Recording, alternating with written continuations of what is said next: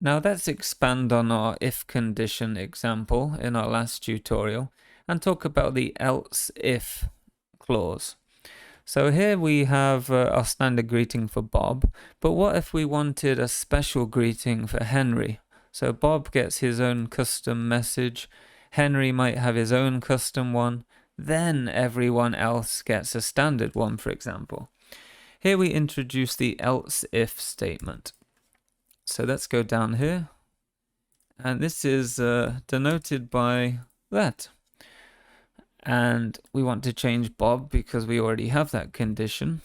These conditions really need to be unique, otherwise it won't make sense. It'll be redundant, really. So now we're saying, are you Bob or are you Henry? Remember, let's make our comments make sense. So, is your name Bob? Hello, Bob. Is your name Henry? Oh, hello, Henry. But he gets more exclamation marks because he's cooler. Then, if you're not Bob, you're not Henry, then you are everyone else at the bottom. So let's type in Henry, for example. So now we're getting the Henry one because our name is Henry. So very simple once you understand how the if and the else works. Else if is just kind of something else. And again, we can even expand on this and have another name in here, maybe Scott or something like that. And you can modify that appropriately to whatever you wish. That is how the else if statement works. And again, you don't need else with else if. You don't need else with if. You quite happily have this, for example. So if I type in anything else, they're not going to get a message at all because we haven't told it to do anything. So that is the power of the else if statement when using the if condition. Now I'm going to show you a little bit of advice now we've covered if and else if statements.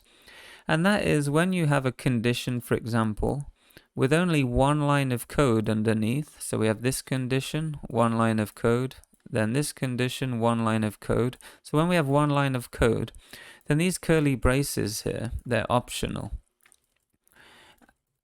And what that does, by removing those, it increases readability and, it gives less bloating to your software.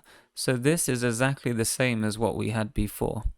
However, for example, if we have 2 lines of code or more under each condition, then there's a problem. And that's because it needs those curly braces right here. So you can see there's a little red line there.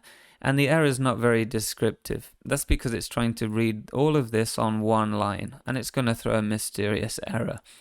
So when you have one line of code under each condition, then the curly braces are optional. But you cannot do this with methods, for example. Only things like if, else, and some other things we haven't discussed yet. But that's a little tip where you can improve your code readability moving forwards.